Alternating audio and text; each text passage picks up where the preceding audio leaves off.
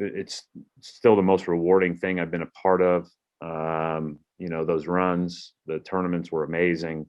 With Butler being a host site for March Madness, we can't help but remember the Dogs' back-to-back national championship runs about 10 years ago to this very month. Runs that brought former head coach Brad Stevens to the NBA and runs that put Butler on the map for students just like me from all over the country. 2010 was insane. Like, I couldn't go to the office. So I couldn't, my life went from relative anonymity to, everybody wants a piece of you overnight. We land from Salt Lake, arrive at Hinkle at 3 a.m, and there are thousands of people there. And I'm carrying my son through this crowd, and I'm like nervous because it was like a mosh pit. And I realized I'm going to have to do all my work from home. The 2010 Final Four was right here in Indianapolis, where Butler faced Duke in the national championship. And it all ended with Gordon Hayward's half-court heave for the chance to win it all. Despite the loss, this season set precedent for the 2011 run. All of a sudden, all the energy and excitement that was generated was replaced with expectation.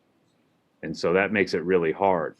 And so you felt that weight. As a coach, I think our players felt that weight. The 2011 team initially struggled without starters Willie Veasley and Gordon Hayward. But after a 3-game losing streak, the team knew it was time to turn things around. Zach Kahn says in the locker room after, he goes, well, we're just going to have to win the rest of them. And we almost did. We went 14 straight, through a lot of tough games in the league. Some games in the tournament where we won on tip-ins, on crazy finishes, on, down 11 against Florida and come back and win in the Elite Eight. Special group with incredible toughness. Were we there for our talent or whatever the case may be? Yeah, probably. But the separator for us was always been that, we always felt like we were a lot more connected and committed to each other than anybody we would play.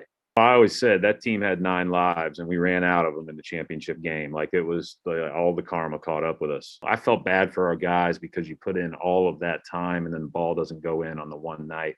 It was just one of those nights. And despite not coming out with the win, Coach Stevens is proud of the effect those runs had on his career, the university, and Butler basketball. When I got there were like 100 people at a free exhibition game.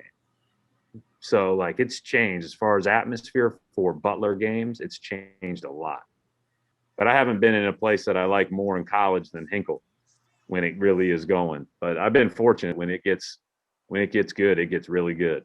And even from New England, Coach Stevens enjoys watching every Butler game with his son, strictly as a fan. I just like watching Butler basketball. I have been back on a couple of occasions. I've gotten to see these guys play at Providence. I have learned to love being a fan because, when you're in coaching, sometimes you don't get to enjoy games as much. With 10 years since Butler's last national championship game, we are glad to see Stevens is still cheering on the Bulldogs, and his legacy continues here at Hinkle Fieldhouse.